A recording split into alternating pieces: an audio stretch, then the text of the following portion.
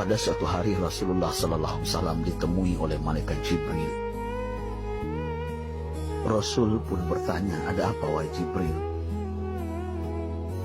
Jibril menjawab, "Wahai Muhammad, sesungguhnya hari ini Allah Subhanahu wa Ta'ala sedang mengobarkan nyala api neraka, dan seluruh para malaikat amat ketakutan. Mereka tidak tahu harus bagaimana. Untung aku ingat," kata Jibril, "bahwa engkau Muhammad adalah sumber cinta dan sayang Allah Subhanahu wa Ta'ala kepada alam semesta. Dengan alasan itu aku kesini, bertabaruk mengambil berkah dengan cinta Allah kepada dirimu, ya Rasulullah, ya Muhammad." Rasulullah terdiam beberapa saat, kemudian bertanya lagi, "Wahai Jibril, ceritakan padaku bagaimana neraka itu sesungguhnya."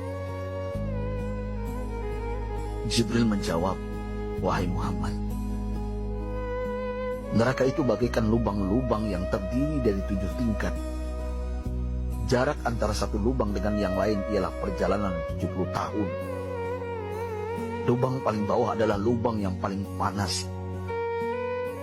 Nabi SAW meneruskan pertanyaannya, "Lalu siapakah penghuni lubang-lubang neraka itu, wahai Jibril? Sampaikan kepadaku, Jibril." Jibril menjawab, "Lubang yang paling bawah diciptakan untuk orang-orang munafik. Lubang yang berikutnya untuk penyembah berhala, lalu untuk penyembah bintang dan matahari." Jibril terus menerangkan penghuni tingkatan neraka hingga lubang yang kelima, tempat umat Yahudi, dan yang keenam dihuni oleh umat Nasrani. Setelah menjelaskan penghuni 6 tingkatan neraka, Jibril diam cukup lama. Rasulullah SAW penasaran dan bertanya kepada Jibril, "Wahai Jibril, siapakah penghuni neraka yang ketujuh?" Jibril diam saja tidak menjawab. Rasulullah SAW mengulangi pertanyaannya, tapi Jibril tetap diam. Rasulullah tambah penasaran dan mendesak Jibril agar dijawab pertanyaannya. Akhirnya Jibril pun berkata, "Umatmu, wahai Muhammad, mereka itu para pelaku dosa besar di kalangan umatmu, yang dimana sampai mereka mati belum sempat bertaubat."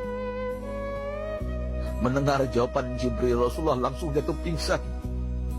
Jibril merangkulnya dan meletakkan tubuh baginda di atas pangkuannya.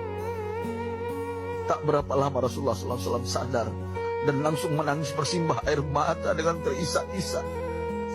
Rasulullah mempertegas pertanyaannya, "Wahai Jibril, apakah benar ada di antara umatku yang masuk neraka?" Jibril menjawab, "Benar, wahai Muhammad, pelaku dosa besar di antara umatmu yang belum bertaubat." Setelah itu Rasulullah menghadap kiblat dan sujud kepada Allah dalam isak tangisnya. Sesekali dengan suara pelan beliau membisikkan kata-kata, "Ummati ya Rabb, ummati, ummati, ummati." Beliau SAW tidak mengangkat kepalanya dalam keadaan seperti itu selama 3 hari 3 malam, kecuali setiap Bilal bin Rabah mengumandangkan azan, barulah beliau bangkit untuk menjadi imam, dan setelah itu kembali sujud lagi. Pada hari ketiga Abu Bakar menyadari hal ini, beliau mengetuk pintu Rasulullah dan mengucapkan salam 3 kali, namun tidak terdengar jawaban. Abu Bakar sedih dan berseru di hadapan pintu Nabi besar Muhammad SAW, "Apakah ada jalan untuk masuk ke rumahmu ya Rasulullah?" Tetap tidak ada jawaban. Di jalan Abu Bakar bertemu sahabat Umar. "Mengapa engkau menangis, wahai Abu Bakar?" kata Umar. Abu Bakar menceritakan keadaan Rasulullah SAW. Maka Umar pun melangkah menuju rumah Rasulullah dan terjadilah hal yang sama. Umar pun pulang dan menangis. Di jalan Umar bertemu sahabat Salman Al-Farisi. Dengan terisak Umar bercerita kepada Salman hingga membuat dia amat sedih, namun tidak berani mengulangi hal yang sama. Salman melangkah menuju rumah Fatimah radhiyallahu anha dan menceritakan hal itu. Setengah berlari Fatimah menuju rumah ayah tercinta dan mengetuk pintu sambil mengucapkan salam. Mendengar suara lembut putri tercinta, sejuklah dada Rasulullah. Beliau bangkit dari sujud dan membuka pintu. Alangkah terkejutnya Fatimah melihat Rasulullah, ayah tercinta, amat kurus dan pucat. Fatimah memeluknya lalu menangis. Wahai ayah, apa yang terjadi?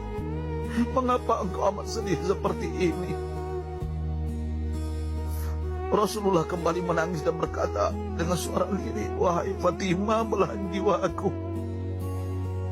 Bagaimana mungkin aku tidak sedih sedangkan Jibril mengatakan akan ada kelak umatku yang akan masuk neraka. Subhanallah, betapa besar cinta Rasulullah kepada kita umatnya. Sahabatku, Rasulullah mencintai kita. Antaman ma'aman ahbabta, engkau akan berkumpul dengan orang yang kau cintai. Mari kita mencintai baginda Nabi besar Muhammad SAW yang mencintai kita umatnya yang tidak rela kita masuk neraka. Mari kita mencintai beliau dengan berselawat.